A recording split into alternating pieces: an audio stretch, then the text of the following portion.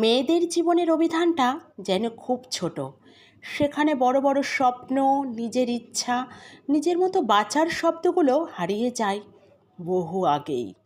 ছোটবেলা থেকেই শেখানো হয় মানিয়ে নিতে শেখো, কিন্তু কেউ শেখায় না নিজের মনটাকে কিভাবে সামলাতে হয়, কিভাবে চুপচাপ কষ্ট গিলে হাসতে হয়, কিভাবে নিজের ইচ্ছেগুলোকে প্রতিদিন একটু একটু করে মেরে ফেলতে হয়। একটা মেয়ে তার পছন্দের রং বদলায়, প্রিয় শখ বদলায়, কমফর্টেবল জায়গা ছেড়ে দেয়, স্বপ্নগুলো গুছিয়ে রেখে দেয় আলমারির কোণে, শুধু অন্যদের খুশির জন্য। যাই হোক, তো কেমন আছো সবাই? আশা করি খুব খুব ভালো আছো। আমিও আছি বেশ। একটা নতুন ভিডিওতে তোমাদের সকলকে ওয়েলকাম। তো দেখলে সোনাবাবা স্কুলে চলে গেল, আর আমি তারপরে পুজো পাঠ সমস্ত কমপ্লিট করে নিয়েছি। আজ বৃহস্পতিবার, একটু ব্যস্ততা আছে।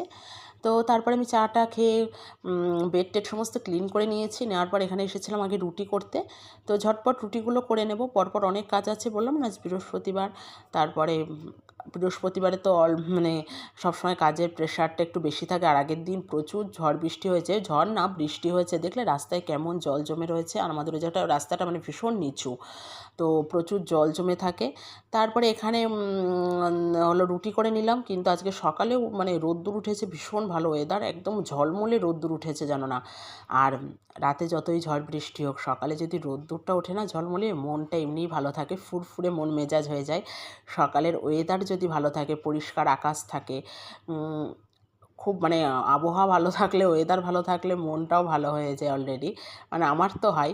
যাই হোক, তারপর এখানে দুপুরে রান্নাবান্না চাপিয়ে দিয়েছি। দেখলে ওখানে পটল আর কাঁকরোল ভাজছিলাম, তারপরে উচ্ছে বেছে নিলাম। আর এগুলো সব আমাদের গাছের উচ্ছে, আগের দিন মা গিয়েছিল, প্রচুর উচ্ছে এনেছে, প্রায় 1 কিলোর কাছে হবে। তোমাদের দেখানো হয়নি, অনেক উচ্ছে নিয়ে এসেছে যেন না গাছ থেকে, প্রচুর উচ্ছে হচ্ছে। তো সেগুলো ওই জন্য রোজ আমরা খাই, উচ্ছে ভাজা, উচ্ছে সেদ্ধ, উচ্ছের অনেক আইটেম। তো উচ্ছে ভেজে নিলাম। তারপরে এখানে আরও একটা সবজি ভাজি হচ্ছিলো, আর প্রেশারে হচ্ছে ডাল সেদ্ধ, লাউ দিয়ে ডাল হবে। অ্যাকচুয়ালি এত লাউ এনেছে আমাদের ওর বাবা, এমনি রান্না করলে তেমন একটা খুব খাওয়া হয় না, খুব কি খাওয়াই হয় না, মানে ঘন্ট মন্ট এটা সেটা করলে। আগে একদিন তো মানে লাউ চিংড়ি করা হয়েছে, সেটাও মানে ফেলে দিতে হয়েছে, নষ্ট হয়ে গিয়েছে খাওয়ার অভাবে, জানো না, মানে ভালো লাগে না খেতে।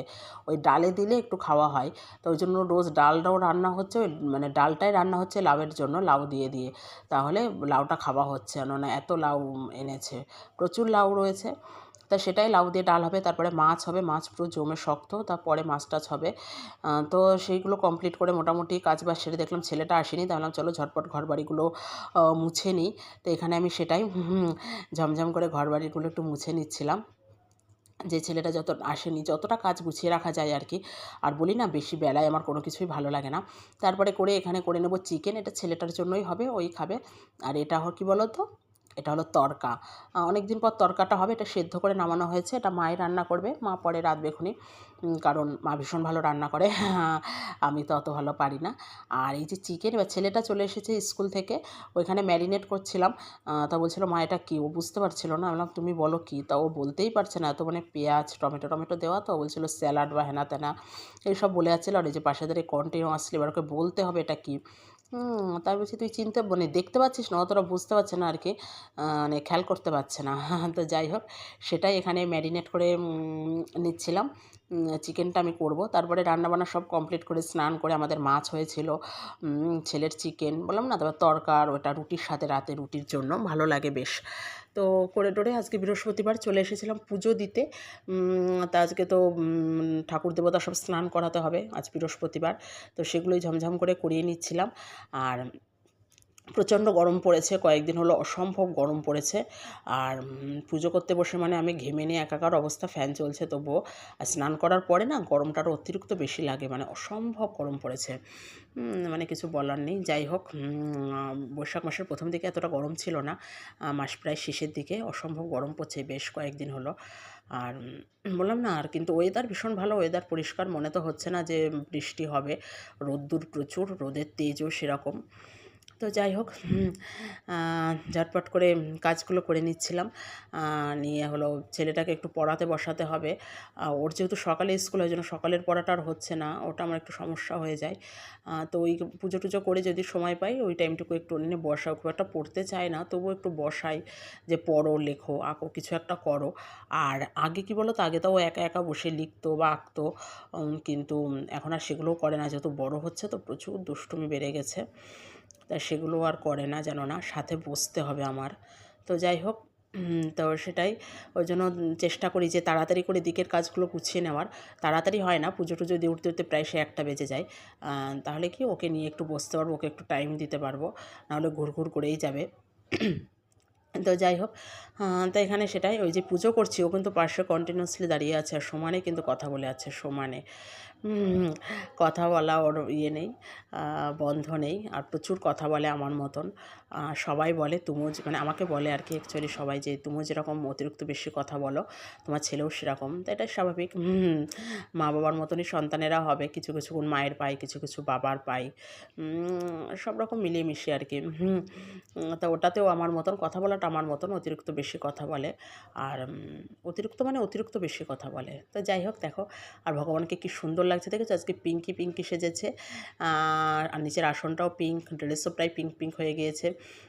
আর খুব সুন্দর লাগছে মাকে। আমি না মার দিকে অপরূপ দৃষ্টিতে শুধু দেখি ভগবানকে পুজো করতে বসে, যে কি ভালো লাগে, কি মিষ্টি লাগে, একেবারে রাজরানী। তো সেটাই, পুজো করি, যখনই আমি পুজো করি, দুবার করে আমিই পুজো দিই, সকাল আর দুপুর, রাতের পুজোটা মাই দেয়। আর আমি দু চোখ ভরে তাকিয়ে তাকিয়ে শুধু দেখি যে কি অপূর্ব লাগে, কি মিষ্টি। ভগবান সত্যিই সুন্দর। তো যাই হোক, আজকে হলো বৃহস্পতিবার, তারপর আজকে দ্বাদশী। তো দ্বাদশী বলে আজকে চিড়ের ভোগ হবে, অন্যদিন সকালেই দিই, তা বললাম বৃহস্পতিবার যখন আজকে দুপুরে দেবো, ধীরে সুস্থে দেবো, সকালে একটু ব্যস্ততা থাকে, এই যে এখন চিড়ের ভোগ দেবো। দ্বাদশীতে বলি না, এখন অনেক দিন ধরে চিড়ের ভোগই দিচ্ছি। তো এখন তো আরও আম, কলা, মানে কলা তো 12 মাসই থাকে, এখন যেহেতু আমের সিজন, আম, কলা দিয়ে, দই দিয়ে, চিড়ে দিয়েও ভোগ দেওয়া হবে দ্বাদশীতে।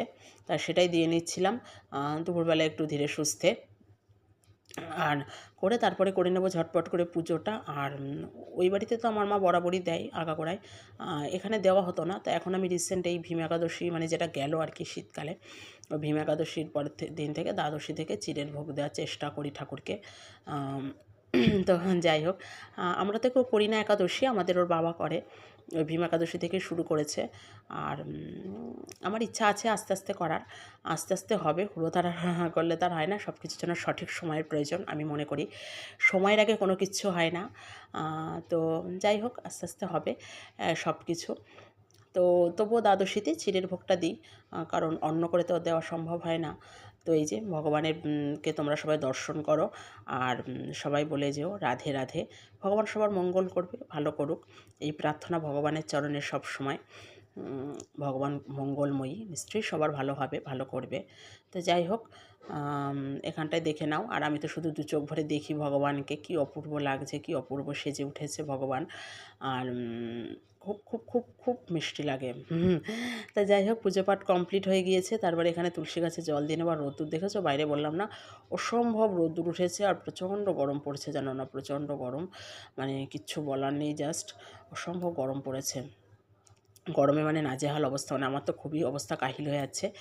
তারপরে এখানটায় পুজোর পরে ওই চিড়ে ভোগটা মেখেছিলাম, সমস্ত কিছু দিয়ে মেখে এই যে আমি প্রসাদ নিয়ে নেব।